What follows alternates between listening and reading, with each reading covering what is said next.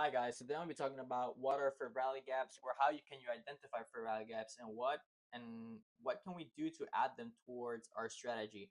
Now let me get this off the screen. These are the two trades that I took today. This one was a demo trade. This was on my Alpha Futures funded account.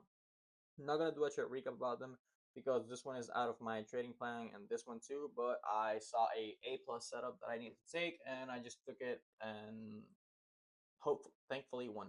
Now, let's talk about what are fair value gaps. Fair value gaps, as many of y'all may know, and for some that y'all don't know, there are imbalances. It's where in the market, in the graph, in the chart, it's where price lacks orders, basically. So, fair value gaps are basically gaps in between three candlestick patterns. That's basically what a fair value gap is. For value gap is a three candlestick pattern, as you can see, one, two, and three. Now, candles also have wicks, which wicks are really important in identifying fair value gaps. Now, imagine this over here, this over here, line, and line. Here's an example for value gap. Now, for value gap isn't between the body, it's between the gap of the wicks. The wicks is where it lacks order because there's a space, there's a gap.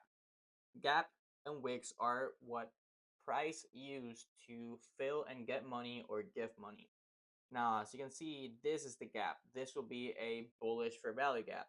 The same things counts as a bearish fair value gap if it was going down to the downside and obviously black. Let's find this in the chart.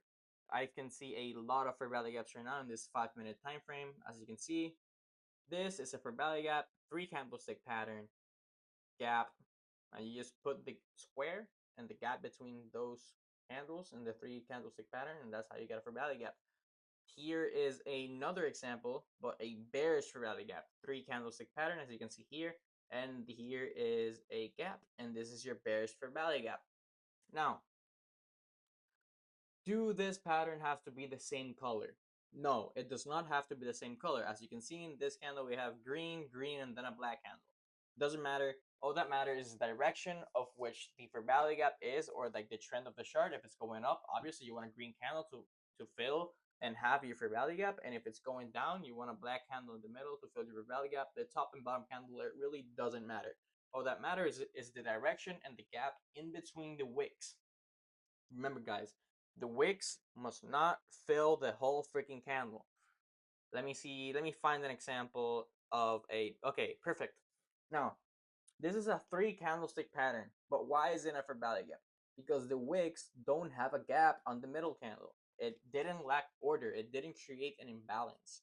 Since price filled orders in that gaps of the chart, there's no need to react. But these are fair value gaps are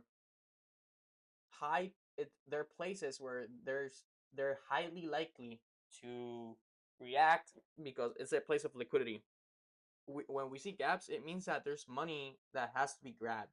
So price will go towards fair value gaps and liquidity because as you know, liquidity is basically everything.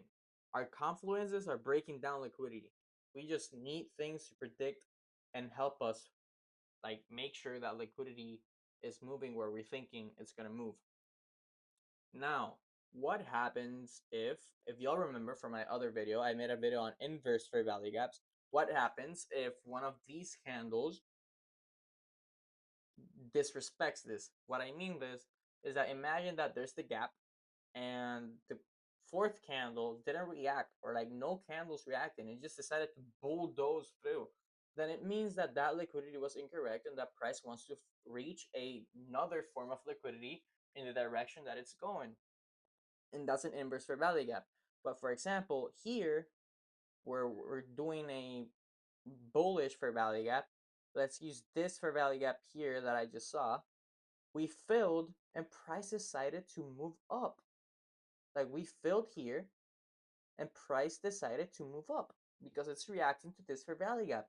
There's also could have been an hourly liquidity, then a break of structure in one of these candles, and then break of structure here in this candle, and then we just filled a fair value gap. Making confluences tells us a story on which direction the markets are gonna go.